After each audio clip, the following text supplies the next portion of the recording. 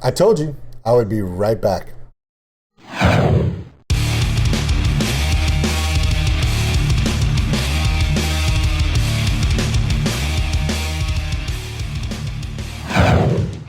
Hey everybody, it's Old School Nerd.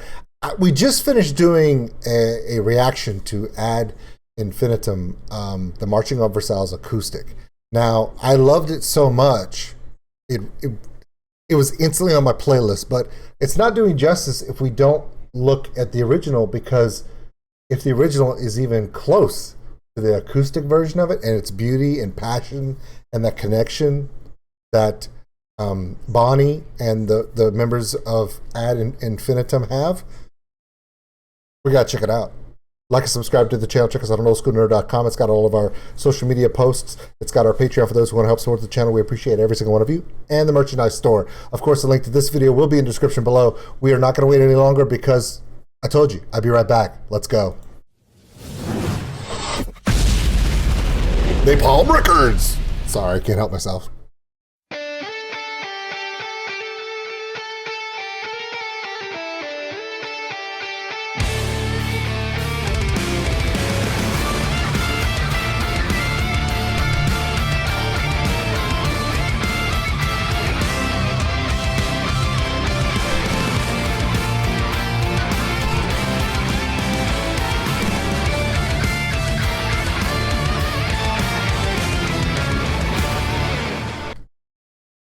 It's pretty epic. Now, the acoustic was epic. As an acoustic, it had all that rhythm and it had that it almost had a Latin feel to it where you're just flowing through, and we just turned it up to 11 and said to hell with it.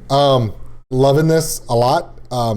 Totally digging the, how many strings is that? It's an 8-string guitar? Jesus. All right, bro, go for it. The masks in the acoustic one were laid on the steps, and you could see all their faces. This was your final chance, a chance you didn't take. Like the lightning, we will fall on your golden world. This was your final dance, your final reverence. Now on the horizon, you can see our torches burning. No turning back, our army will attack. Your dynasty ends tonight. We are the army of silent cries, marching on your denial.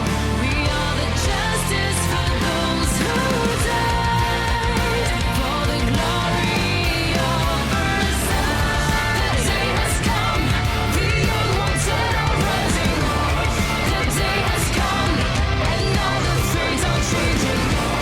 The day has come, and new horizons shining. The day has come, don't know what the crossroads. Hear the symphony. Okay, wow. That's something that's fairly unique. You don't see in a lot of music. Remember when I told you we've said this many, many times, the industry standard for music in the last 50 to 60 years has been the 5-step, which is verse, chorus, and then, verse, chorus, and then there's a bridge, okay? Bridge guitar solo, and then there's a reprisal chorus, and then it usually ends, right? So it's usually a 5-step process. So you usually do a verse, chorus, but in this case, they did a verse, chorus, and then immediately did a reprisal. Forget about after the guitar solo. They did a reprisal of the chorus right after the chorus, the first one. What I mean by a reprisal chorus is where you're going back to the chorus, but it's elevated. Because normally in a dynamic an arrangement of a song, when you're composing music like this, if it meets the industry radio play standard, which is bullshit, by the way, when it meets the radio industry standard, the idea is that they all have to tell the same steps. Verse, chorus, bridge, guitar solo. Reprisal chorus goes here because the idea of a story is to tell the story. There's a low end or a ramp up with that bridge and guitar solo, and then it's supposed to ramp up to the climax of any story. That's storytelling. What they're doing, something very unique here, is that they're doing verse, chorus, reprisal chorus right after the first chorus.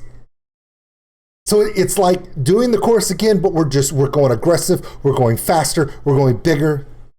That's unique. You don't see that very often. Not so obvious. Let's see where they go now.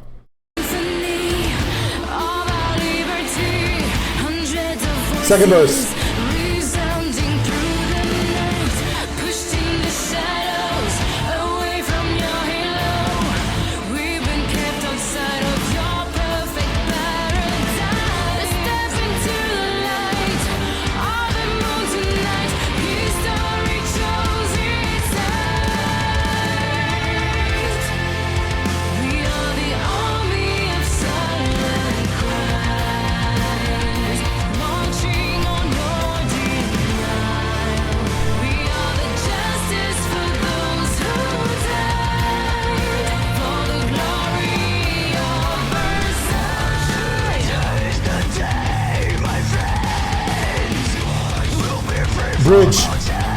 Bridge, yeah.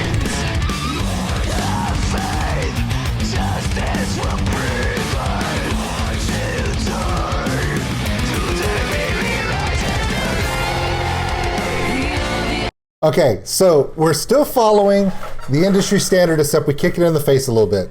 Now, I just heard the acoustic one, so I know that Bonnie has an amazing voice. Yes, while looking up this video, there was a gear breakdown and it had her name. So I found out that her name was Bonnie, which is cool. See, I learn things all the time. However, here's the thing. I almost put my foot in my mouth because remember, I don't know. So I'm taking guesses. I'm just kind of looking at it and saying what I feel. But we did the verse, chorus, reprisal chorus, verse, chorus, and then we went into a bridge. What I did not expect, totally expected the bridge. What I did not expect was for Bonnie's voice to go into the metal growl. And this is why. I almost made a huge mistake. Because at the end of the second chorus, I was about to stop it and say something about Bonnie's voice. Luckily, I didn't, and I let it play into the bridge and was quickly slapped around by her amazing vocal ability. Now, this is what I was going to say. Okay? Before she started growling, the thing that caught me about Bonnie was something that was very, very unique in metal. Ready? She has an amazingly clear, soulful pop voice. Please do not get mad at me. That's not me cutting her down, okay? When you hear a voice like hers, where it's clear and it's sultry, and it's kind of like a Violet Orlandi, except hers is a little bit lighter than Violet's. Violet's is very power alto. She is kind of like a mezzo. She can go high, but she's got this young vibrancy to her voice that you could almost hear her singing R&B, jazz, pop music, because it's a light, youthful voice, very clear. She can do the soft head voice notes that you expect in pop music. However, if you noticed on the acoustic version and up until this bridge, all I had heard from Bonnie was that soulful, soft, rich, light, pop, jazzy R&B feel in her voice. And because she's a young, very beautiful woman, I had assumed that. But by doing these reactions, I have learned to never assume anything, especially when at the beginning of your video, the N and the R come spinning with fire and it says Napalm Records. If she was just light and poppy and there was nothing anything else beyond it, would they be with Napalm Records? I don't know. Napalm Records has a tendency to take the unique and push the shit out of it. This is why when I see Napalm Records, I'm like, I wonder what's going to happen next. Oh my God, I don't even know what's going to happen. That's exactly how it feels. Because whether it's Unleash the Archers, Ginger, Sumo Cinco, you never know what you're going to get. And I love that about Napalm Records. So when she did the bridge, was I surprised? Yes. Was I shocked? No. Because that's what you expect from their artists. They do like that. Now that I've heard her do that, and she's going to go back into that sultry, smooth, light air that she has, Here's something which you don't see a lot of. Yes, you can have a Tatiana who does rich, hard, powerful alto vocals and growling. You can have someone like Battle Beast, right? Where their lead singer, she does power alto and, right? And then you have, Sumo Cinco, where she's just in your face, punching you. But you don't see a lot of light, airy,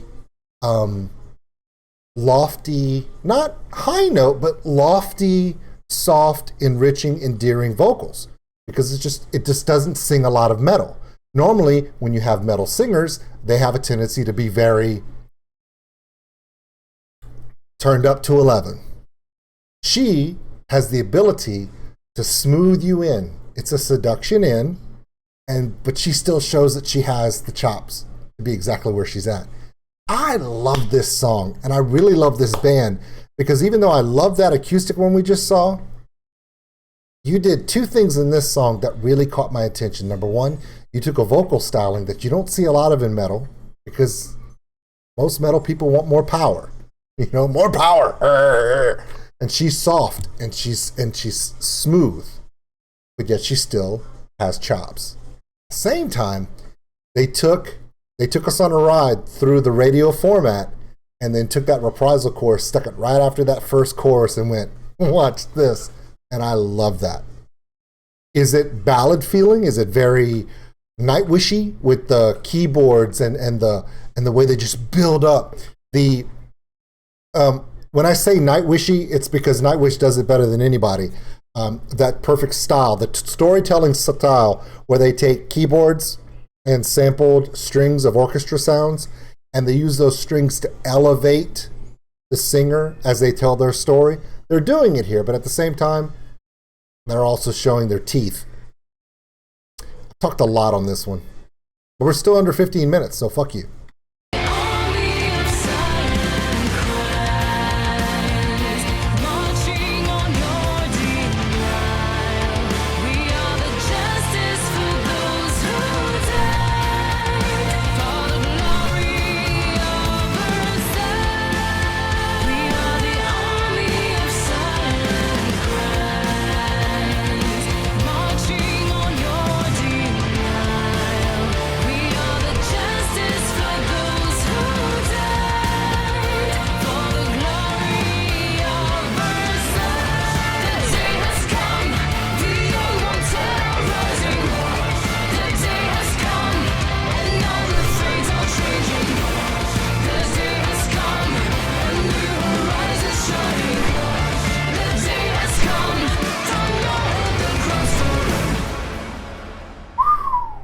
Wow.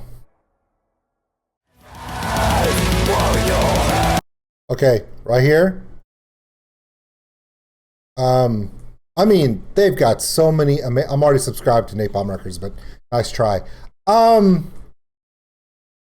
Yeah. And of course, we realize that she is Queen of the Damned for Sparta, for the workings. Yeah. Honestly, the band surprises me, but they don't shock me because of what they're doing. I think they are powerful. I think they're insightful.